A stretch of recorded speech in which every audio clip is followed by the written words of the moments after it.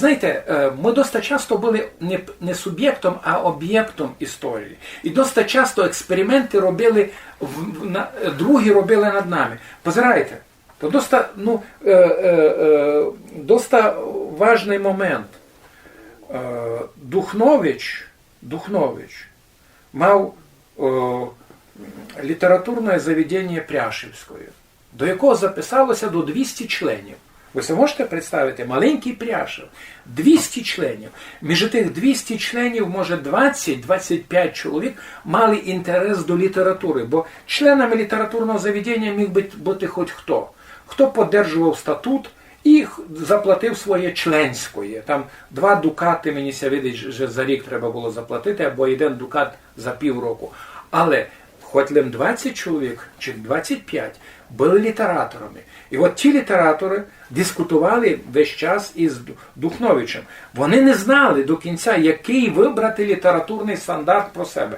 Духнович, як старший чоловік, під впливом тих інших літератур, які мали 2-3 стилі, він теж говорив, що, добрі, підьми низько, напишемо народну бесіду, п'єсу.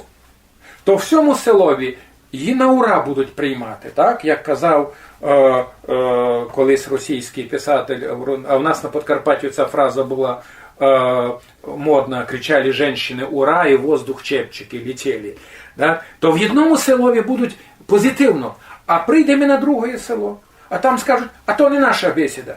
А туди Духнович має переписати свою п'єсу на дальший діалект. І він каже, так кілько, 500 треба буде зробити варіантів, та нам треба якийсь середній варіант. От Духнович виходив із того, це не були люди, які, знаєте, які просто, як би то сказати, сиділи кол душі і не знали, що робити. Нарубили в шитку свою енергію, вони давали на то. І от язичіє, то є глядання.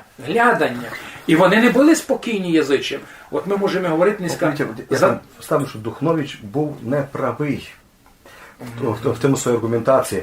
Я не кажу, що він наміри мав. Він не був прям правий. Да, так от, він не був правий, тому що беремо тепер в будь-якій країні світу, там от європейській цивілізації, не будемо в Азії лізти, беремо в будь-якій країні світу 50 на 50 кілометрів квадрат, збираємо там села, і навіть в Германії, якщо брати в одному селі написати п'єсу, в другому буде не зовсім то.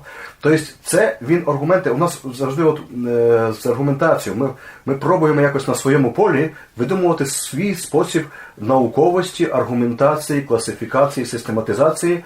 Я вернусь, ви говорили перед тим 10 хвилин тому, але така річ, що коли говоримо, що, наприклад, як то й було у русинів тоді, да? як то все складало. І беремо, що от тут у русинів було так, воно було так, вони тут в тому селі жили, тут їх було менше, тут їх більше, і все. Бачимо, що неповноцінно щось тут вийшло, і все.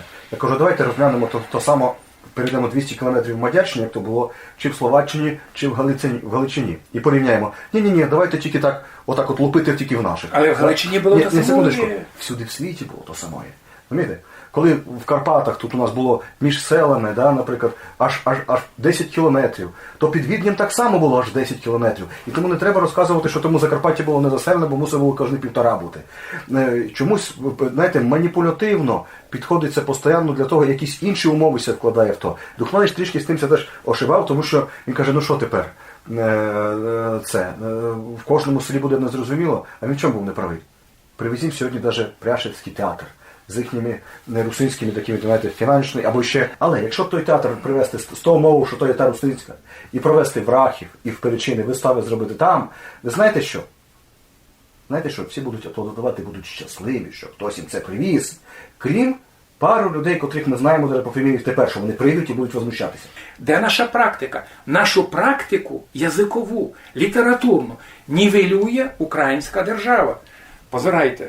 Ми з вами говорили за театр у Пряшеві. Пряшевський театр є вирок українській державній політиці. Словакія. Вона всяка була Словакія. Вона у час Другої світової війни хотіла чи не хотіла, мусила стати союзником нацистської Німеччини. Вона була прокомуністична до 1989 року. Вона у 1989 році, аж на кінець у 1993 році, вона позбилася того баласта тоталітарного і заявила, ми хочемо бути частю демократичного світу і збудуємо демократичне общество. Театр в Пряшові фінансований словацькою державою. Треба то чітко розуміти. Якщо держава допомагає, там є результат. І от, як результат, є театр, який за 30 років переклав 100 п'єс світової драматургії на русинський язик. А кого там не є? Шекспір там, Сервантес там, Кафка там, Чехов там, Достоєвський там, Толстой там. Значить, сучасні уже не реалізм, а сюрреалістичні писателі, або цілком нова література, література послідної доби. Все є на сцені того театра. Криво, косо, деколи слово не таке, деколи словацького дашто. Але держава допомагає, і воно є.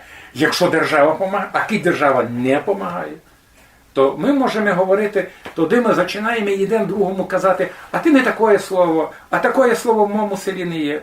Але концептуально, філософськи осмислити, це значить повісти.